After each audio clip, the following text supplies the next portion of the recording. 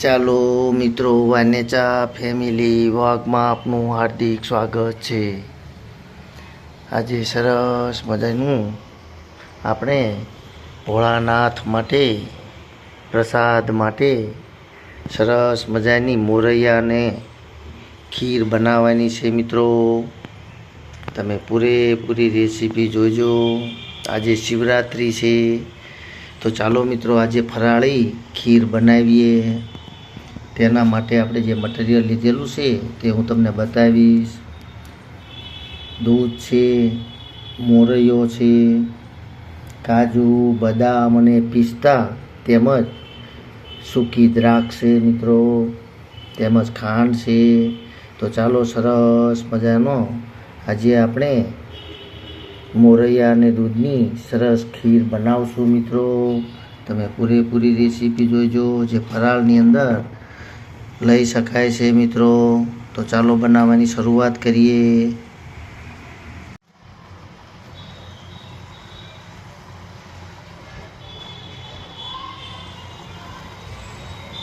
ચાલો મિત્રો, તો આપણે સરસ મજાનું પ્રસાદ માટેની ખીર બનાવી લઈએ। તો તેના માટે આપણે સરસ રીતે મોરૈયાને બાફીને તૈયાર કરી લીધો છે મિત્રો। તો ચાલો સરસ મજાની ખીર બનાવવાની શરૂઆત કરશું મિત્રો।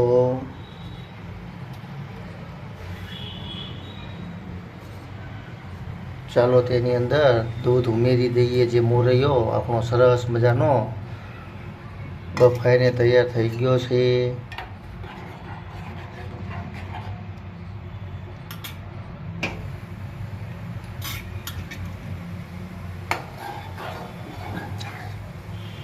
બરાબર ગરમ થઈ જાય ત્યાર પછી આપણે અંદર ખાંડ પણ ઉમેરીએ મિત્રો।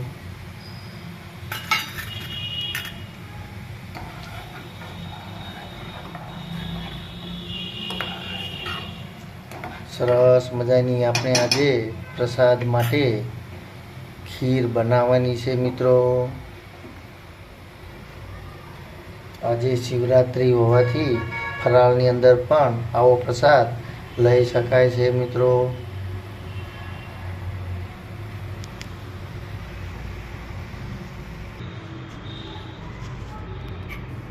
ચાલો મિત્રો, તો હવે આપણે કાજુ, બદામ, પિસ્તા અને સૂકી દ્રાક્ષ અંદર ઉમેરી દઈએ। જે સરસ મજાનો આપણે પ્રસાદ એટલે કે ખીર આપણી સરસ મજાની તૈયાર કરવાની છે મિત્રો। તો ચાલો થોડીક વાર સુધી તેને ઉકાળી લઈએ।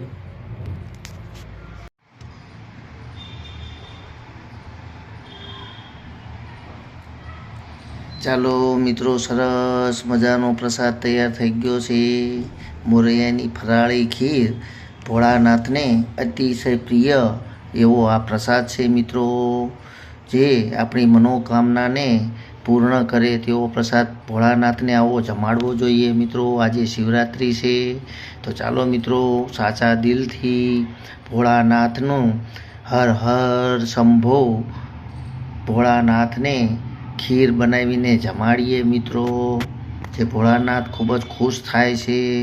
ભોળાનાથને ખીરની પ્રસાદ ખૂબ જ પ્રિય હતી મિત્રો। જે પુરાણોની અંદર આપણને જોવા મળતું હોય છે। તો ચાલો મિત્રો આજે સરસ મજાનો આવો મોરૈયાની ખીર બનાવીને મહાપ્રસાદ શ્રી ભોળાનાથને આપણે જમાડીએ મિત્રો।